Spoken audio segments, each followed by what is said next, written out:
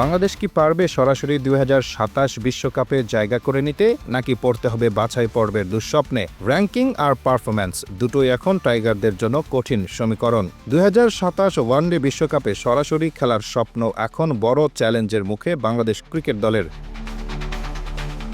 ICC one day র্যাঙ্কিংয়ে বর্তমানে ১০ম স্থানে থাকা টাইগারদের সামনে এখন জটিল সমীকরণ। জিততেই হবে আফগানিস্তান ও ওয়েস্ট ইন্ডিজের বিপক্ষে আসন্ন সিরিজগুলোতে। বাংলাদেশ জাতীয় ক্রিকেট দল, তাদের প্রতিপক্ষ আফগানিস্তান ও ওয়েস্ট ইন্ডিজ, আর আইসিসি যাদের নিয়মেই নির্ধারিত হবে কে কার আগে বিশ্বকাপে টিকিট পাবে। ২০২৭ সালের ৩১ মার্চের মধ্যে নির্ধারিত হবে কোন ৯টি দল সরাসরি বিশ্বকাপের মূল পর্বে জায়গা পাবে। এখন চলমান আফগানিস্তান সিরিজের দ্বিতীয় ওয়ানডে শনিবার ১১ অক্টোবর সন্ধ্যা ৬টায় আবুধাবিতে, শেষ ম্যাচ ১৪ অক্টোবর। এরপর ১৮ অক্টোবর থেকে শুরু হবে ওয়েস্ট ইন্ডিজ সিরিজ। আফগানিস্তান সিরিজের ভেন্যু আবুধাবি, আর ওয়েস্ট ইন্ডিজের বিপক্ষে সিরিজ অনুষ্ঠিত হবে বাংলাদেশের ঘরের মাঠে।